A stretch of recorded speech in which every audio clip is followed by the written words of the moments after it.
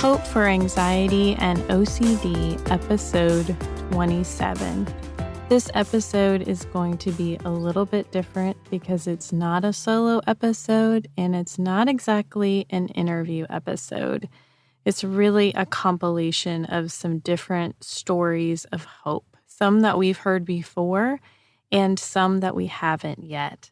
For those who have been following along with my story or listened to our first episode, know that while I have a history of being a foster parent and had hoped to adopt, I myself am not a mother.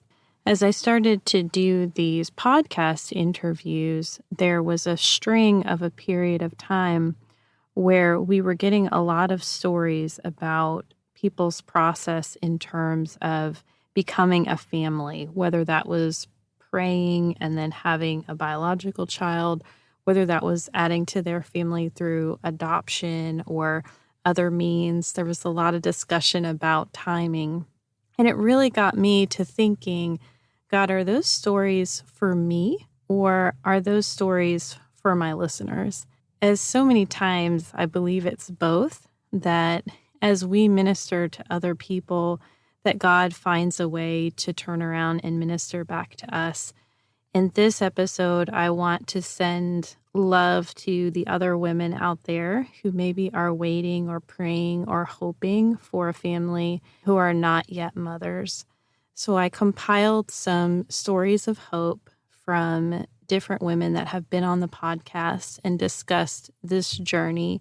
And I also compiled some stories from just other women in my personal life who I know, who God brought them on that similar journey.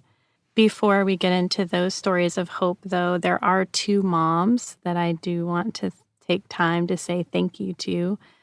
One of those is my mom, who's a big supporter of the podcast. I know that she listens every week. She looks for the episodes to come out, and she'll send me emails if she sees Christian articles or hears of people who are talking about mental health. And she'll say, hey, have you heard of this person? You know, it might be somebody that's good for you to interview. My mom was flying a couple weeks ago.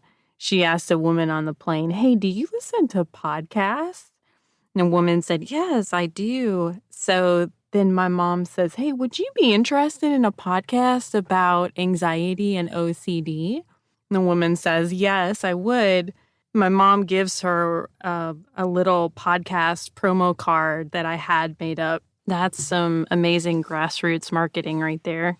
And so thank you, Mom, for all of your love and support in this podcasting journey. And the other mom I want to thank is who I call Mom Bach, which is my mother-in-law. Mom Bach is also a supporter of the podcast, and she listens to the episodes. And oftentimes, God will put people on her heart who need that encouragement or support from a particular episode, and she will send it to them and has received some positive feedback about episodes that she's shared. So I appreciate her supporting and sharing the podcast with other people as well. I joke with Steve that our moms are brand ambassadors for the show, and now you know why. Our first story of hope for the not yet mothers comes from my best friend, Christin. How did I become a mother? That's a loaded question. Hi, my name is Christin Jasmin Wilson, and this is my story to motherhood. I am 39 years old, and this is important because maybe like some of you, I wasn't sure I would ever become a mother. I can remember from the earliest time always loving being around kids, around babies. I grew up babysitting starting at a very young age, probably too young if you ask me. But I started babysitting as early as 11 for my next door neighbor. She had two beautiful kids that I used to watch on occasion. And I can even remember conning my mother into serving with me at the nursery during the second service at church, just because I loved kids that much. You can say that this might be a God-given desire. I would say that I had this idea in my mind that I would always be a mom. But in my mind, by age 25, I was to have, met the love of my life in college, fallen madly, deeply in love, become a psychologist. I even found a letter that I wrote to myself in high school. I wanted to become a psychologist and have 3 kids of my own by 2011 or something crazy like that. However, sometimes life just takes you on a journey, and that's not necessarily how things go. For me, I went to high school and had 2 boyfriends, maybe, and all of which lasted 2 weeks. And my singleness was a really, really hard thing. I struggled being single for a very long time. I went to college. While I was in college, decided to get involved in the church that was right across the street from our school. I, again, loved kids so much that I started volunteering as a college student in the middle school ministry. Yes, working with middle schoolers. I know I'm a rare breed, but loved the naivety and the gullibility and just the welcoming nature of that age. In working in the middle school ministry, though, remember, college, so always thought I would meet the love of my life in college, never did. And in fact, after college, started working for a ministry and for a nonprofit that really just worked with middle school kids, all the while knowing that I wanted kids of my own, all the while really wanting to be married and not ever wanting to have kids without a partner in life. I know I have had a lot of friends that have adopted or wanted to foster and have done that single-handedly and by themselves, and my hat goes off to them. However, I knew for me this was not a journey I wanted to enter alone. Just knowing my own personality, I knew I would need a partner and a friend. And so I prayed to God many a nights that he would bring me not only a man of God, but somebody who I could have children with and that we could raise children together. And I will say that came, but it came not without tears and not without many, many years of doubting God, of asking hard questions, of crying out to the Lord, of yet one more guy who I was attracted to and had feelings for, not return those feelings, not return that love. I can remember during my college and a little after, I spent some years during those college times in West Palm Beach, and one of my places that I would really kind of have heart-to-heart conversations with Jesus was on the beach. And I can remember there was this one guy, and I really just had fallen head over heels in love with him, and he had no clue. And I was good friends with this sister, and I knew she could tell, but I just remember really asking the Lord, why? Just why? I just remember asking, am I oblivious to guys? What is it that allowed me to not be seen by guys? And really, I look back now and I see that had those guys looked at me and seen me, I would have fallen head over heels with the wrong guy. And really, my heart is so honestly flippant, and I fall in love at the drop of a hat. So it's only the Lord's grace and mercy that has allowed me, that really kept me for my husband of today. So again, college, thought I would be married by 25. That was my cutoff date in my head. That did not happen. In fact, I remember at 25, I actually freaked out and was like, oh my gosh, I remember my mom had me at 25, and I'm really far behind the timeline here because I wanted to have kids, and I thought by that time I would have them. However, that was not what was in the cards for me. And in fact, it took me a long time to even work through what it looked like to actually be in a relationship and what it looked like to actually start to date, which then led to the motherhood. All the while, though, working with kids, all the while, though, taking care of other people's kids, all the while knowing that I wanted to be a mother. I remember turning 30 and still being single. And I remember actually 29 going, I'm almost 30 the whole year, and grieving that year of being single and turning 30. And I almost wished that whole year of 30 away. I think it was 32 or 33. When I was 32 or 33, I finally was like, if I ever want to have kids, then I need to actually seriously started dating some guys on through a few apps.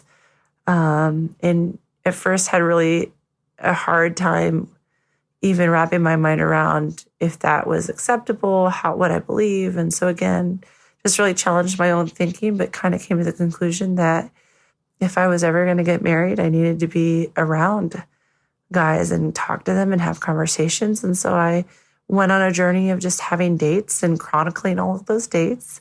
Some were really fun and some were really, really bad. And I could probably tell you stories, but I don't want to embarrass any of the guys that I went on dates with. But let's just say there's a few that really still have me kind of chuckling today. Fast forward to 2016, I was talking to a guy who happened to live in California and actually had a daughter. And I knew that was going to be a little tricky, but I had been laid off. The organization I was working for had closed down, and I didn't have anything keeping me at my current location. So I decided to move to California and see if things would work out. And I honestly remember really just sacrificing a lot of my ethics and a lot of my morals for something that was only temporary and something that wasn't real and for somebody that wasn't authentic. And I really think in some of those, in that particular instance, I had really become so sick of being single and just was trying to do things my own way and in my own timing. Honestly, at 35, I was feeling like I was the only 35-year-old woman who had never been married. I was feeling like I was the only 35-year-old woman who didn't have kids. By this time, I had high school friends that had babies. I've had college friends get married and have babies. I had friends adopting babies. And I just, for a long time, felt like my life was on this pause track where I just had no control. And so many people kept saying, well, why aren't you married? Or, you're a catch. Why are you still single? When are you going to start having babies of your own? And I really hated those questions because I felt like it was my own fault that I was unable to be a mother at that time. So at 35, I got in this relationship and I just decided to try to make things happen of my own accord, and was completely devastated when this guy really only wanted to use me for certain things and then spit me back out. So with that, I packed up my bags and I moved back to my home in Chicago and kind of warded off dating for a while, actually. It was like, I'm done. This guy is stupid. And really, my heart was broken into a million pieces. And it was really partially my own fault for giving it to him without putting up boundaries to really safeguard my own heart.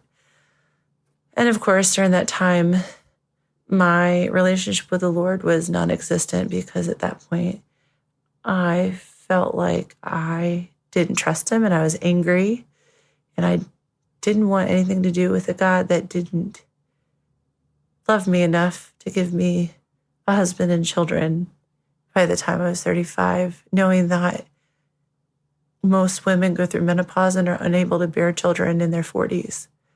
So yeah, that was hard. Sometimes the life that I've lived is great. I've gotten to do so many things as a single woman. I've gotten to explore and gotten to travel and have had so many different experiences that I would not have had if I had been married and had kids. Maybe I would have, I don't know. But at that point, I was just done with being a good girl and following the rules and thinking that, God blesses you and, honors you if you XYZ. I think if I were to put it into different words, I was trying to make myself follow this God in order to get the blessing. And so, in other words, it wasn't really about knowing God or trusting Him. It was about, I'm going to do this, so in the end, I get this. And ultimately, that didn't work. So for a small little time, I said I'm not dating anyone else. At the time, I did have a dating coach, just because I was like, if I'm going to be dating on an app, I'm going to need some extra advice. I was actually visiting her at the time and staying with her that weekend. And this guy popped up on my app. And I was super weary and super kind of not even sure I wanted to talk to him. She encouraged me. I showed her like our conversation, and she encouraged me just to start a conversation. And so we did. And he was actually from Chicago. I was already planning to move back there after having my heart broken, wasn't about to stay in California. And from there, fell in love and met my husband, my current husband. We dated, that was in 2017. We dated for a couple of years, got engaged February 22nd, 2019. We're married by June 22nd, 2019. And I have also had a lot of friends that have gotten married later on in life as well. So I've had a lot of friends, but like some of the ones that have gotten married like in their late 30s, they really struggled with infertility and struggled with having babies. And I was not even sure that I would be able to conceive right away without some sort of help. And so we decided that when we got married and went on our honeymoon, we would not prevent, but not like put a lot of pressure and not try. And lo and behold, we got pregnant within the first couple months without even trying. And I remember laying in bed after finding out and after like looking at the pregnancy test and really coming to terms with it, and just hearing the song "In Christ Alone" play through my head as like my song of coming really back to Christ and back to relationship with Jesus. Like that was what had sealed and kind of redeemed and, kind of brought me back and brought forgiveness to who God was. I think I was slowly coming back there with just the introduction of meeting my husband. And there's a lot of emotions and hurt that had happened because of my own decisions and my own choices. But I think with my becoming pregnant, that was my aha moment. It's been a journey too, I'll tell you that. Becoming a mom, especially at this age, was not easy. At 38, when I got pregnant with him, 38, it was probably a lot harder than most people. I don't know, I can't say. I was never married at 25, but I did have a cousin who got pregnant around the same time, and she was in her 20s. And there's a drastic difference of energy between a 20-year-old mom, soon-to-be mom, and an almost 40-year-old soon-to-be mom. But the gratefulness and the humbleness and the humility that I feel like the Lord offered actually allowed us to name our son Ellis Jason, which just means the kindness of God. Ellis means kindness. And I just really felt the Lord was kind in allowing me, after all these years of struggling, of wanting to become a mom, and just to have his kindness and giving us a son is truly a gift. So if you were like me, maybe you have dreams of becoming a mom and having children, I would say it's not too late. I would say that the Lord is good. He is kind. He gives life and brings us through things that only teach us lessons to then share and bring hope to others that might be in those same situations. We are not without hope. We are not without life. It was really sweet to have Christin share because I've seen her through this whole journey and this spiritual growth process that she's been on. I know her story is going to be encouraging for those of you maybe who are still single or have been through a long period of singleness. Summer McKinney's story from episode 15 also ties in with the same theme of waiting to be married. I have to look at my own marriage. I was single until 28, got married at 29, came from a very large family and always wanted many children. And of course, the older I got, I could do the math in my head. Okay, Lord, this isn't like it's going to happen. Of course, that was before people in their 40s started having kids and stuff, but it was like, okay, wait, my large family isn't going to happen. But, God was in the details of my husband and I knew each other from way back when, but just went, our own separate ways and whatnot. But we reconnected and, I inherited 3 amazing children in our marriage. And I had always wanted, my deal breaker was I wanted a child. And so if my husband and I were going to get married, he would have to agree that we could have a child together. And he said, okay. So again, okay, Lord, I have 3 children and I want that camaraderie. I want them to grow up with a younger sibling. And so my timing was shortly after, let's settle in to married life and blended family life. But a few years were going by and it's like, okay, Lord, is this going to happen? Just a lot of questions. Right. And my husband kind of gave up like, okay, it's just not going to happen. And it took us a few years. God knew, again, being in the details. And it was the perfect timing. The bonding that I was worried about. The boys were in high school whenever we had our son. And through college, one of the boys stayed home and commuted. And the bonding is just amazing. And it was just all of those fears and all of those concerns or those questions. And just, it wasn't my timing, but the timing was just perfect. Right. It wasn't always my way, but it was, God knew what he was doing and just being in the details. And so that to me was just the hope of a large family, the hope of, the bonding and that unity among the family and God just blessed it. And so, when those doubts or when fears or, things come into play, whether you're single or whether you're in an empty marriage, or divorced and you still have that desire, I think that, God is in the details and his timing is amazing. It's not always our time. Right. But yeah, that's kind of when I think about big thing in my life where desire and hope and blessing come together. I would say it's definitely my family unit. Yeah. It's amazing how God will give us those desires. Like for you, it was to have a large family.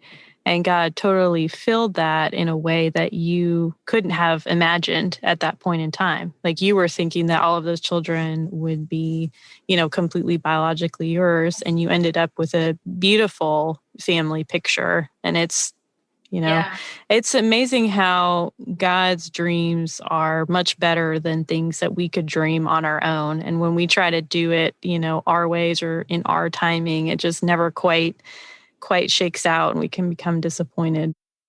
While Summer's story didn't look how she had envisioned, Holley Gerth's story from episode 19 didn't turn out how she anticipated either. My story of hope is my family story. I went through about a decade of infertility. My husband and I couldn't have our own kiddos. And so we ended up adopting a 20-year-old. Wow. who basically aged out of the foster system. And so she's now 27. And so she got married and we are Nana and Poppy to Eula and Clement. And so I literally wore a ring on my finger that said hope for all those years. And the ending to our story is not at all what I would have imagined. Our last few stories are stories about infertility. On episode 16, Dr. Irene Cagle shared about her pregnancy losses. There were years, for example, where I had multiple pregnancy losses. I write about this in my book as well, too, and not really knowing how that would resolve. And God brought us a child, and we have this beautiful 9-year-old boy that we love. And that's something that brings me hope. The next story is from a dear friend of mine that I have known since about 2014. Hi, guys. My name is Michelle. I'm here with you today to share my testimony as well as my infertility, foster care, and adoption journey. So I was married and divorced at a young age to my first husband. We did not have children together, and that was not something we had really tried to do. But when I met what would eventually be my second husband, I knew that I did want to have children. We were a little bit older when we got married, my second husband and I. I was 35. And so immediately after we got married, we did start trying to have our own child. Unfortunately, that was not happening for us. So we went to a fertility doctor. And over the course of, I'd say, about a 3-year span, we had approximately 9 procedures done and close to $12,000 spent. But that did not bear any fruit. At the end of that 3 years, I think we were both emotionally, I was physically spent, and both somewhat spiritually spent as well, because we both prayed and prayed over this journey and really, desperately wanted to have our own child. And at that time, we could not understand why the Lord was not providing that for us. The way I was looking at it is there's so many people that have children that don't even want them. But God, why are you not providing us with a baby of our own? And it made me feel unworthy of having a child. The way I was looking at it is, God, if you could let this person who is abusive to their child or neglectful or abandons their child, if you can let them have one, what does that say about me? What does that say about the parenting you think that I would do, God? And I really went into a deep, dark depression at the end of that 3 years. I began to resent my husband because I felt that I was the only one going through the emotional struggle, the physical, especially the physical struggle, because all these procedures were happening to me, and some of them were very painful. And I felt like he was doing a small fraction of the work. And over time, through scripture and prayer, I did grow to see that that was very unfair of me to think that way. But I'm human, and I felt that I had been abandoned by the Lord during that period of time. I was also very resentful of other women who, during this phase, were discovering they were pregnant and having healthy pregnancies and having these beautiful children. And what makes it probably even worse is my career was in early childhood education. So my career was children, and especially babies and toddlers and those early stages of life. That was my career. So day in and day out, I was seeing and working with these babies, and it really brought me to a low place. So my husband and I eventually decided that we would go through the foster care program, through the PATH classes. But I told him that he would have to do all the legwork of getting us set up for the classes, that basically he would just tell me the time and place and I would just show up. And so that's what he did. We went through the PATH classes, and through those classes, I met other women who were in a very similar situation, who felt almost identical to how I felt. They felt worthless and useless. And the way I felt during that period of time, during that dark period, is that I basically had one job to do. The Lord made me a female, which meant I was supposed to have children. And I couldn't do the one job that God had given me to do. And I just felt just so inadequate and so useless that some days I didn't want to get out of bed. Luckily, through prayer, through scripture, through family and friends who rallied around me, around us, my husband and I both, and supported us, and a God who never gives up. He never fails us.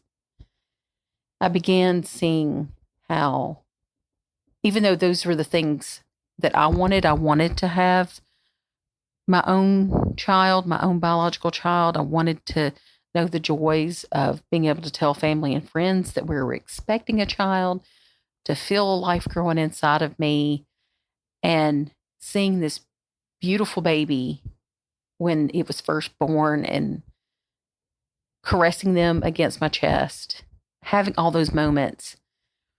Through time and through prayer, God very gently showed me that He had a different plan for me. Even though I kept questioning, God, what is this? What plan is this you have for me? I don't understand. I don't see it yet, God. He was just really patient with me and just showed me that I need to stay the course. So we finished the path classes.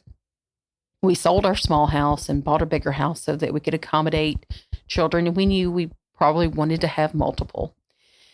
So we got back in, it was 2015, we got our first sibling set. It was a brother and a sister.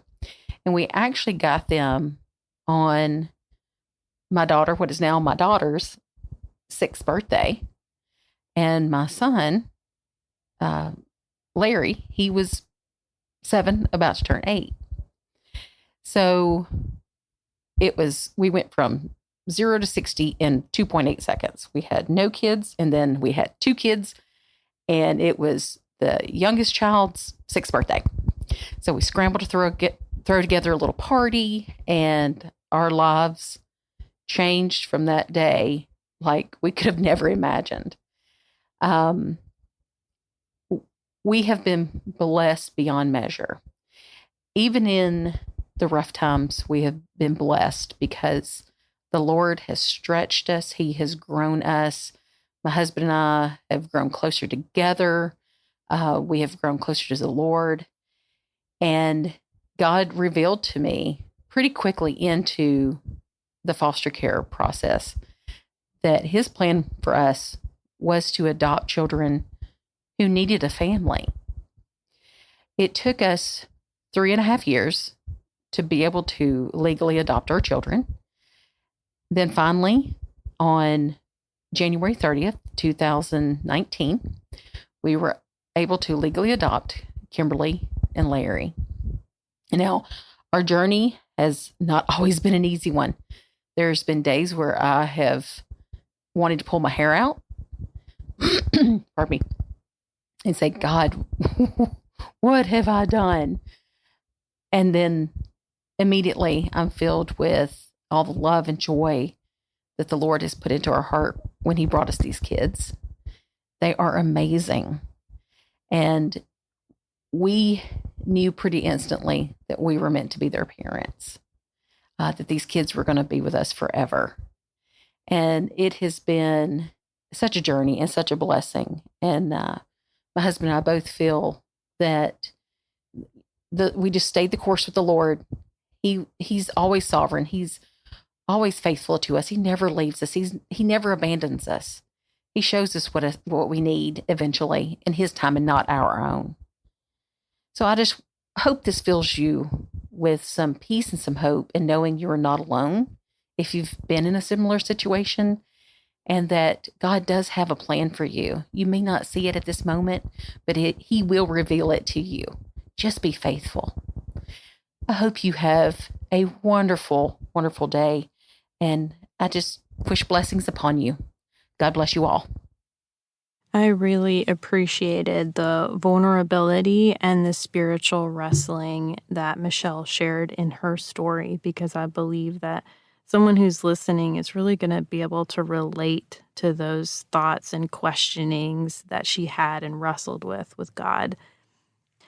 On episode 22, Lindsay Castleman shared her amazing story of adoption with us. During this time and being in this community group, we found out, my husband and I, we found out that we were not able to have children.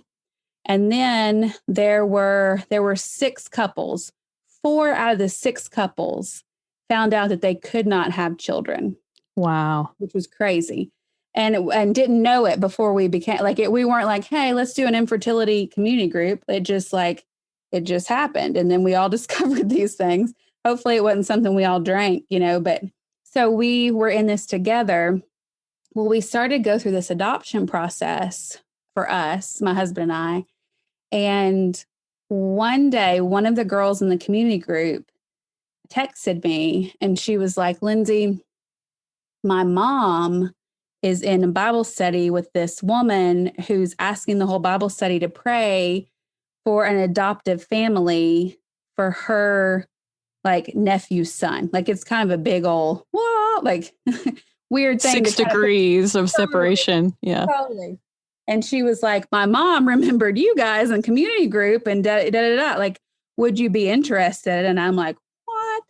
Now it was kind of wild because I was actually at this church that was when I got the text message, I was literally in church and they were about to do this worship, and they do this forever long worship.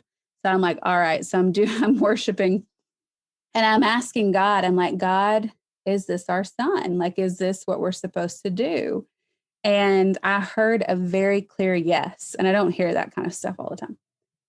So I heard a very clear yes. And so I said, all right, God, well, you're going to have to tell my husband that you said yes, because he's a little bit more of my risk averse kind of guy. I'm a little bit more the risk taker. So anyways, I called my husband because I was on a trip. So he was back at home and I was in California. And I called my husband and I said, hey, the girl in our community group said, what do you think? And he was like, I'm open. And I was like, oh my gosh. Okay. All right. That's not usually the response I get. I usually get all the worry questions. And if you're in the Enneagram world, he's an Enneagram 6. So that makes a lot of sense. Mm-hmm. But anyway, so kind of to make a long story short, even though I've already made it long, is we ended up meeting with that family. And then on a Tuesday, they told us that they chose us. And then we brought our son home that Saturday. So it was we kind of look back and we go, oh my goodness, even just us being kind of obedient to want to serve, and not obedient and begrudging, but just hey, we really would like to serve. Just how God placed us with all of these people that then placed us with our son, who could not have been a better fit. And if I go into the emotion of it, I will cry right now, but I'm not going to. I'm going to stay in my head about it. But just in that sense of we couldn't imagine our lives without him, And so in this place of feeling so hopeless and infertility, right? God was already working behind the scenes in bringing us hope just through these things we could have never orchestrated for us to be able to be parents to our son. So that for us is anytime it's oh, is God working? I'm like, heck yeah, he is. He is. And working today, Mm-hmm. Not just in biblical times, he's working today. And he is a God of hope. And he is a relational God that loves us and wants to be so close to us. Right. And that's beautiful in that way. I started out this episode by talking with you about how I am not yet a mother either. I wanted to share with you where I am on my own personal journey in case that provides any extra support or encouragement to you. Steve and I pray about having a family. We're very open to what does that look like for us since we are older. The most amazing thing, though, is that one of the times I was praying about this, I feel like the Lord spoke to me, Carrie, I've already given you many children. I have to say, I didn't receive that in a sense of God's not going to give me children. However, it made me actually so grateful and thankful because that statement is true. I was looking back at some old pictures that I had under the bed, before we were in the digital era. So they're actual physical pictures that I have from times where I did VBS with children, times where I worked at an after-school program with children in the inner city, times where I was involved in helping with youth ministry and middle school ministry. Many of those kids obviously are not kids anymore. They're grown up and some of them have children of their own. But when I received that word to my spirit in prayer, it gave me so much joy and encouragement that I've worked with children almost my whole life in some capacity. I know that God has used me to minister to the next generation, even though that may not look like having children in a nuclear family. So if that's you, if you're that person that's maybe single and serving in the children's ministry at church, or you're in college working at the after-school program and investing in kids, know that even though they're not your kids, they're God's kids. And you are providing just a valuable service by loving on them, encouraging them, supporting them in their growth journey process, physically, emotionally, spiritually, whatever that looks like for you. Sometimes Mother's Day can be a hard day or an emotional day for women who aren't mothers. I've had people tell me that they don't attend church on Mother's Day due to this. If that's you and you're hurting on that day, I would encourage you to find something that you do enjoy doing and plan to do it on that day. Definitely take good care of yourself and you know what you can handle emotionally. Whatever your journey is, whether you're a mother, whether you're not a mother, whether you're not a mother yet, know that God loves you very much, that He has an amazing plan for your life. And things never work out exactly how we plan them out in our minds. However, we know that God is good. We know that God is loving. We know that God is pro-family. And whatever that looks like for you, I just pray that this podcast encourages you in your journey wherever you are right now. Some of you may have listened to this episode because you're in this season. For those of you who listen to this episode and you're not in this season, maybe you already have children and you're just a regular listener to the podcast, there's a good chance that God has put someone in your circle who is either struggling with fertility or questioning how can they be single for so long and have children, or they can relate to some of these other stories. Will you please just share this episode and allow it to be a vehicle of encouragement to the people that you know who may need to hear this? And if this episode has impacted you positively, please let me know. You can always reach out at www.hopeforanxietyandocd.com. Head on over to the contact page. As always, thank you so much for listening. Hope for Anxiety and OCD is a production of By the Well Counseling in Smyrna, Tennessee. Our original music is by Brandon Maingram, and audio editing was completed by Benjamin Bynum. Until next time, may you be comforted by God's great love for you.